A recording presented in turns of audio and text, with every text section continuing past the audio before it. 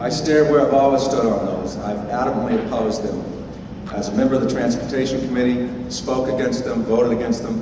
When they came to the House floor, spoke against them, voted against them. As a single piece of legislation, abuser fees, I think it was the Albo Rust plan, and it started out, I think, back as far as 2005, 06, and then 07. We were able to defeat that. Actually, it got defeated in the Senate. God bless the Senate. They were able to defeat that bill when it was just the abuser fee bill.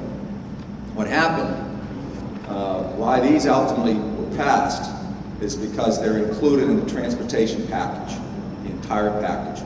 And frankly, it was Washington-style politics at its worst.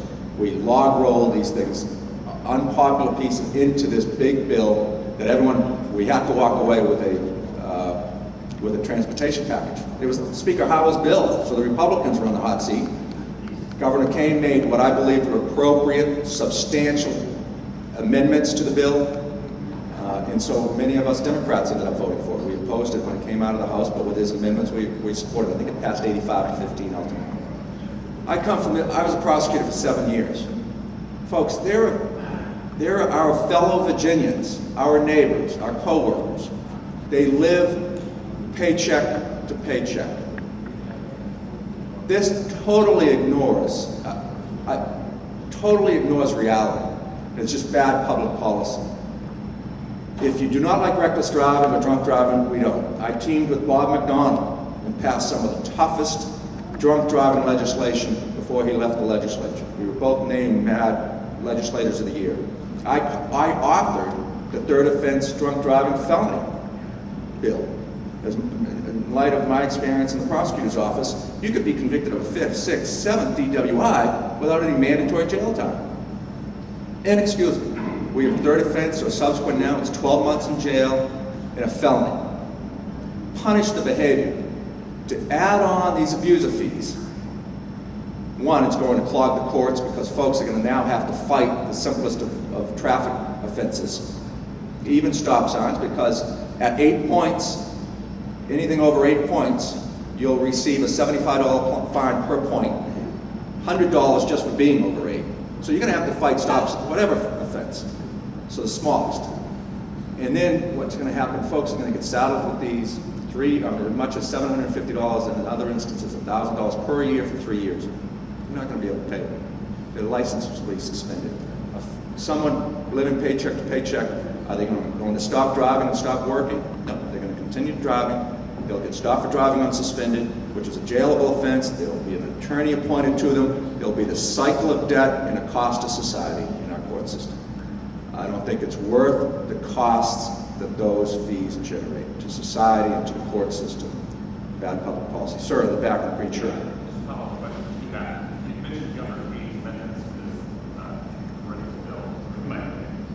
One of those things that probably was talked about was exempting non-residents of the like citizens. Can you comment on that aspect of it? Is there any logic to that? Why? Who came up with the idea? Why only for the imposing these on? See, the gentleman mentions Virginia versus out-of-state drivers. See, I've opposed this bill from the get-go just on bad public policy grounds versus how do you implement it. There will be problems implementing this. The Virginian versus non-Virginia driver, I think, has risen because you cannot. How do you enforce a fine to an out-of-state driver? If you have a Maryland or North Carolina license and you are assessed a fee by Virginia, what's the enforcement mechanism for that person to pay it? There isn't any. The Virginia DMV has no control over their North Carolina license. So I think that is the issue there. I don't know where that came from. It's been in different versions throughout that bill. I think it's probably one of the more obnoxious parts of the abuser file to suggest that Virginia drivers are subject to these fees and out-of-state drivers are not when they're using our roads. Makes absolutely no sense. But I've opposed it on other policy grounds throughout, so I'm not sure how it will be implemented. I don't think it's belabor that point. Moran, just Jim. Two quick points about the abuser fees. I want to get your take on it. My main issue with the abuser fees is that it is a source of revenue for transportation. That's my problem.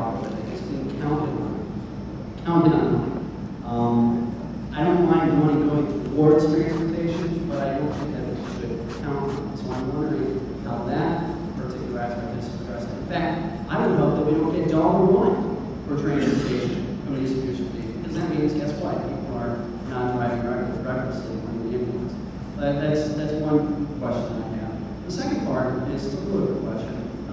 Governor King signed the bill, and he also endorsed the user fees.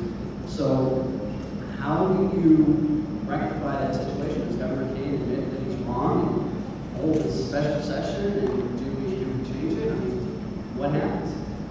Well, the first point with respect to transportation monies, that was one of the initial observations I made on this is, well, this will deter bad driving.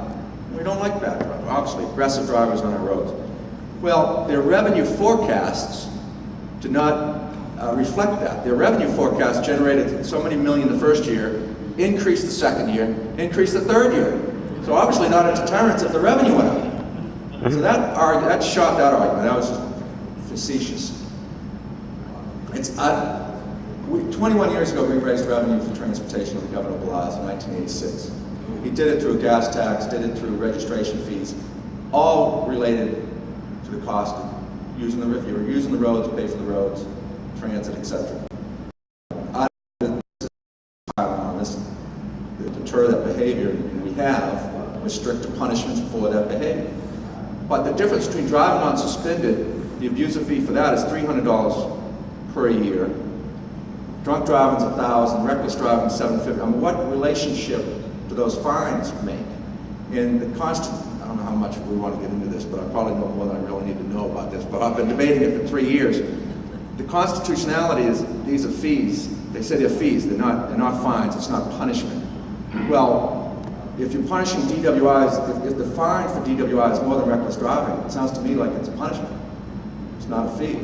The fee should be the same uniform fee.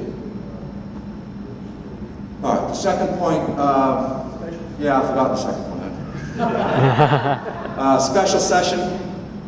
Hey, this is where you all need to come in. Don't allow folks to be the hypocrites on this.